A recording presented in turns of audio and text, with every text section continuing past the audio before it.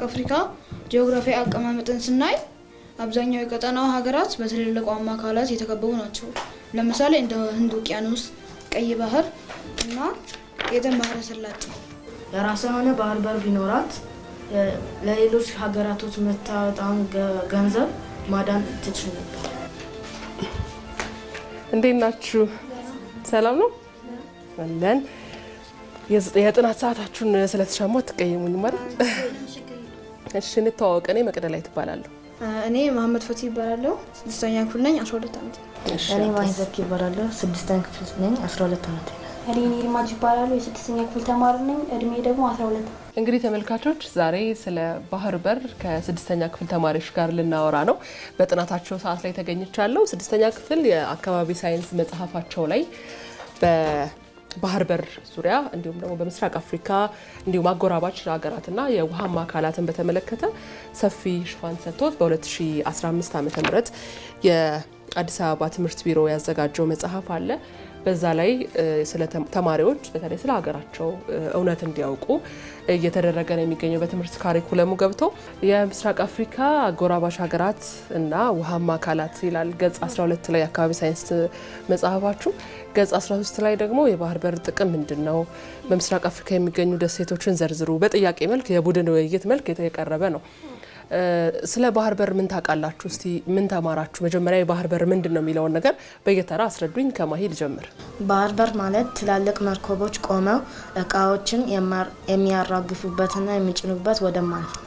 የባህር በር ምንድነው ስንል ባህር በር በጣም የትልቅ ቤት መግቢያ በር ሆኖ በዛ መግቢያ በር ላይ ደግሞ እቃዎች የሚገቡበትና የሚወጡበት ነው።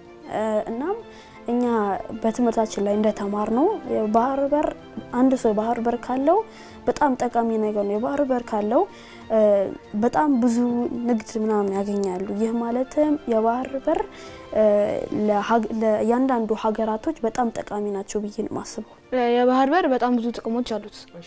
አሁን ለሀገራችን የሚጠቅሙ ነገሮች እንደ መድኃኒት፣ መኪና፣ ነዳጅ ለማስገባት እና ለማስወጣት ይጠቅማሉ።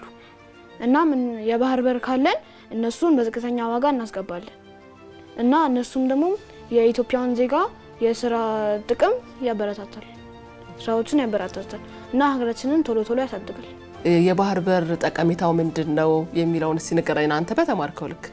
አካባቢ ሳይንስ አስተማሪያችን በትምህርት ቤት ባህር በር የሀገራችንን ምርት ወደ ሌሎች ሀገር ለማስገባትና የሌሎች ሀገሮችን ምርት ወደ ሀገራችን ለማስገባት እንደሚረዳ አስተማሪያችን ነግሮናል። እሺ አሁን ደግሞ ኢትዮጵያ የባህር በር አልባ መሆኗ ወይም ላንድ ሎክድ መሆኗ ምን አሳጥቷታል የሚለውን እናንሳ። ማን ይነግረኝ? እኔ በመጀመሪያው ኢትዮጵያ ላንድ ሎክድ በመሆኗ ወይም የባህር በር ባለመኖሯ ይህ ማለትም ኢትዮጵያ በጣም ዝቅ አድርጓታል የባህር በር ባለመኖሯ ማለት ነው። እኛ ባህር በር ቢኖረን የምናመርታቸው ቡና ወይም ሌላ ምርቶች ላይ እኛ የምናመርተው ቡናና ሌሎች ምርቶች ወደ ዓለም ምን ሰጥ ከሆነ ይህ ማለትም ብዙ ንግድ እናገኛለን። ስለዚህ ይህ ማለትም የባህር በር ጠቀሜታው ይህ ነው። ይኒር ነገረን አይደለ? ኢትዮጵያ የባህር በር ማጣቷ ምን አሳጥቷት ቆይቷል የሚለውን አንተ ደግሞ ነገረን። አሁን ኢትዮጵያ ትልቅ ሀገር ነች። የብዙ ብሔር ብሔረሰቦች እንደ ሀረሪ፣ እንደ ቤንሻንጉል፣ እንደ ትግራይ ትልቅ ሀገር ነች። ጠንካራ ሀገር ነች። ግን የባህር በር ባለመኖሯ ብዙ ነገር ጎድቷታል። የተለያዩ የምታመርታቸው እንደ ቡና ምናምን ለሌሎች ሀገሮች መስጠት አልቻለችም። የሰጠችው በጅቡቲ በኩል ብዙ ብር ከፍላ ነው። ይሄኔ የባህር በር ቢኖራት በዝቅተኛ ወጪ ለሌሎች ሀገሮች ምርቷን ትሰጥ ነበር እና ከሌሎችም ተቀበል ነበር በዝቅተኛ ወጪ። አንተ ደግሞ ንገረን እስኪ ኢትዮጵያ ምን አጣች? ኢትዮጵያ የራሷ የሆነ የባህር በር ቢኖራት ከፍተኛ ገቢ ሳታወጣ ከፍተኛ የንግድ ትስስር ማከናወን ትችል ነበር።